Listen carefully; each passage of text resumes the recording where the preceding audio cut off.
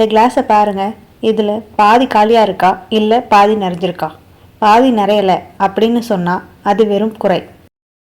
ஆனால் பாதி நிறைஞ்சிருக்குன்னு சொன்னால் அதுதான் உங்களுக்கான வாய்ப்பு. வணக்கம் நண்பர்களே, இன்னைக்கு நம்ம பார்க்க போகிற விஷயம் ரொம்ப சிம்பிள். ஆனால் இதுதான் உங்கள் வாழ்க்கையே புரட்டி போட போகுது. ஏன்னா உங்கள் பார்வையின் கோணமே உங்கள் வாழ்க்கையின் திசையை தீர்மானிக்கிறது. நம்ம வாழ்க்கையில் ஒரு பிரச்சனை வரும்போது ஐயோ எனக்கு மட்டும் ஏன் இப்படி நடக்குதுன்னு நினைக்கிறோம். அங்கே தான் நாம் தோக்குறோம். ஒரு சிற்பிக்கு கல் என்பது வெறும் பாரம் கிடையாது, அதுக்குள்ளே ஒளிஞ்சிருக்கிற கலை. அதே போலத்தான் உங்கள் வாழ்க்கையும். நீங்கள் எதை பார்க்கிறீர்கள் என்பதை விட எப்படி பார்க்கிறீர்கள் என்பதுதான் முக்கியம். குறைகளை தேடினால் உலகம் இருட்டா தெரியும், வாய்ப்புகளை தேடினால் அதே உலகம் வெளிச்சமாக தெரியும். வாழ்க்கையில கஷ்டம் வரும்போது எல்லாரும் சொல்ற ஒரே அறிவுரை பொறுமையாயிரு என்பதுதான். சில நேரங்கள்ல பொறுமை மட்டுமே தீர்வாகாது. நீங்க போயிட்டு இருக்கிற பாதையில பள்ளம் இருந்தா அங்கே நின்றுட்டு இருக்கக்கூடாது. சில நேரங்களில் நீங்கள் திசையை மாற்ற வேண்டும். பொறுமை என்பது காத்திருப்பது மட்டுமல்ல, சரியான நேரத்தில் சரியான முடிவை எடுப்பதும் கூட. ஒரு கதவு மூடப்பட்டால் ஜன்னலை திறந்து பாருங்கள்.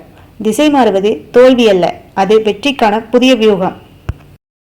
இன்னொரு கசப்பான உண்மை என்ன தெரியுமா? தன்னிலை மறந்து மற்றவங்க நிலைய விமர்சனம் பண்றதுல தான் மனுஷன் ரொம்ப ஆர்வமா இருக்கான். மற்றவங்க உங்களை என்ன சொல்றாங்கன்னு கவலைப்படாதீங்க.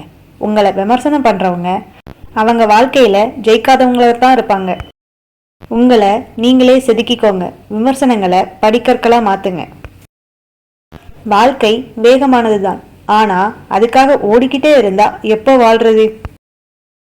தேவை எது என்கிற நிதானமும் தெரிந்து கொள்ள வேண்டியது எது என்கிற அவதானமுமே உங்கள் ஆயுளை அதிகரிக்கும்.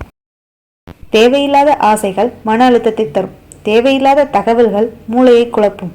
எது எனக்கு முக்கியம், எதை நான் தெரிஞ்சுக்கணும், இந்த தெளிவு இருந்தாலே உங்க வாழ்க்கை ஆரோக்கியமாகவும் நீண்ட காலத்துக்கு மகிழ்ச்சியாகவும் இருக்கும். நண்பர்களே, வாழ்க்கை ஒரு அழகான பயணம். கிளாஸ்ல பாதி தண்ணி இருந்தாலும் சரி, ஒரு துளி தண்ணி இருந்தாலும் சரி, அந்த தண்ணியை கொண்டு ஒரு செடியை வளர்க்க முடியுமான்னு யோசிங்க. உங்களுக்கு இந்த வீடியோ பிடிச்சிருந்தா மற்றவங்களுக்கும் ஷேர் பண்ணுங்க. நீங்களும் சப்ஸ்கிரைப் பண்ணுங்க. தேங்க்ஸ் ஃபார் வாட்சிங்.